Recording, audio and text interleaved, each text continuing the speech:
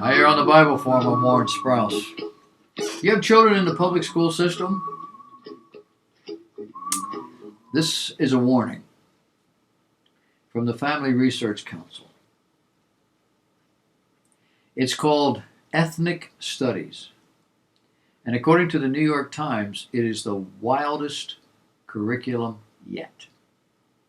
Of course, it's from California. You have probably noticed the increase in people of color in our TV commercials of late. Seems you can't make a commercial, sell your goods, unless a person of color is featured in the commercial. Me? I'm all for a healthy diversity in all aspects of American life. Where I'm prejudiced, it comes from experience and is well earned. You see, I'm against liars and lies. I'm against those who devise destructive social experiments. I'm against those who deliberately take advantage of people just simply because they can. I don't care for destructive prejudices that grow out of bigotry and pride and arrogance and greed. There's no place for them in a decent society. So I'm tickled that people of color are being featured in just about all aspects of American life.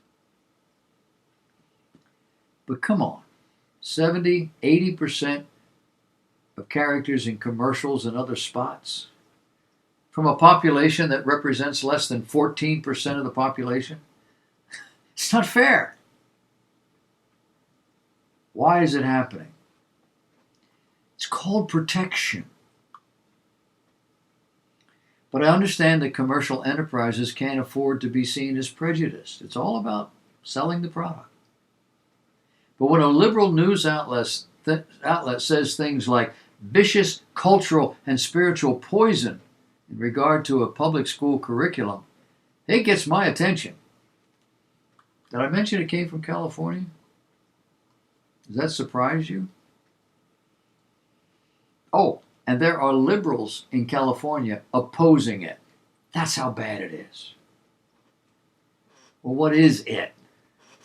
Well, it's being called ethnic studies. And it's supposed to be about multiculturalism. Bret Stephens, writing in New York Times, says the idea that a tax-supported public school system would or could be used to unleash this vicious cultural and spiritual poison into our young people's consciousness is both extremely offensive and quite possibly unlawful. He said illegal, but that's not a good word. Illegal's a sick bird. Oh, and Governor Newsom vetoed an earlier draft of this curriculum just last October. So what are we talking about? We're talking about teaching children that early settlers of America committed theocide. Yeah, I never heard of it either. Killing Native American gods in order to install their own Christian god. Theocide. I said theo. Theocide. The curriculum's authors insist this is what led to coloniality, dehumanization, and genocide. They're talking about what happened to Native Americans. The, quote, explicit erasure and replacement of holistic indigeneity and humanity, end of quote. Reversing the social order where children are encouraged to cry out to Aztec gods in order to right this wrong. The purpose? Restore the indigenous gods to their rightful place. How? By introducing this history and religion to American children. Where? In the public school.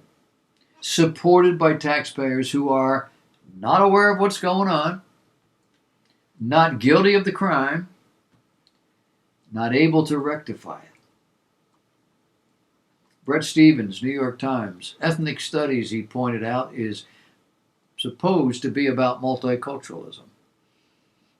And unfortunately, that's what some people might think if they didn't dig deeper into the 900 pages of details. This is not a way of exploring much less celebrating America's pluralistic society, he wrote. It's an assault on it. Public education is supposed to create a sense of common citizenship while cultivating the habits of independent thinking.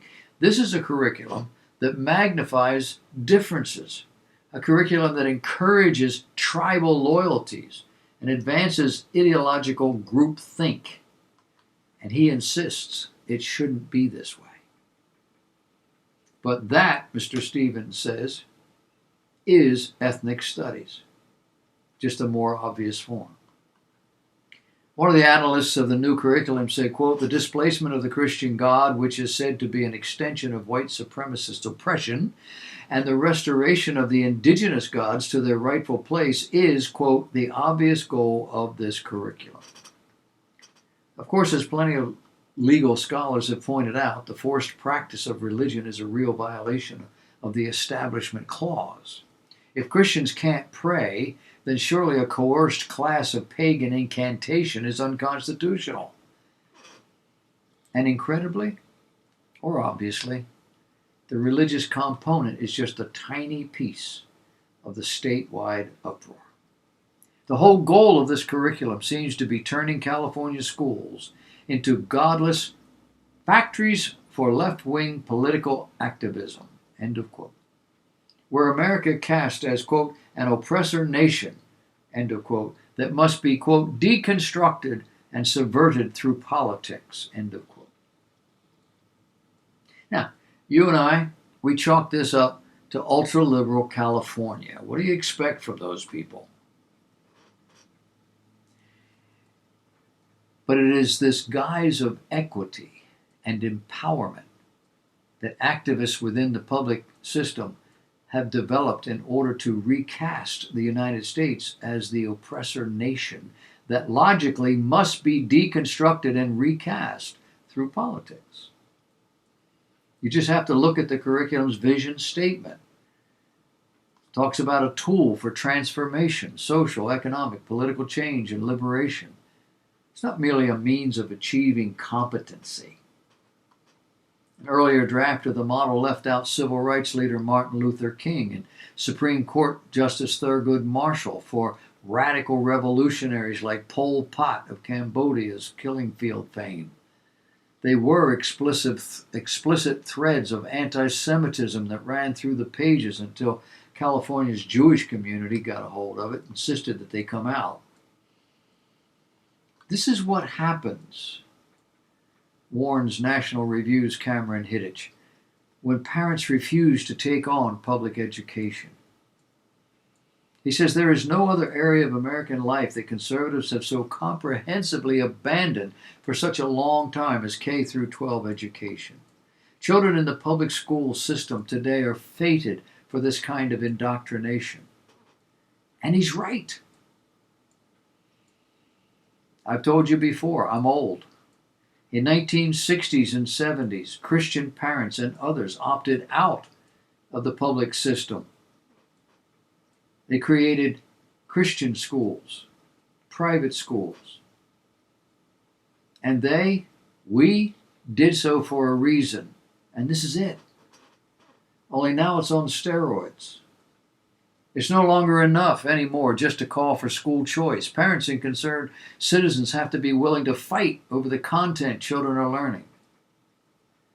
Hiddich wrote, quote, if conservatives were to organize in as active, disciplined, and committed a way around the issues of education during the next 40 years as they organized around the law and the courts over the last 40 years, programs like the ethnic studies curriculum might one day be remembered as strange historical artifacts of a brief and bygone moral panic.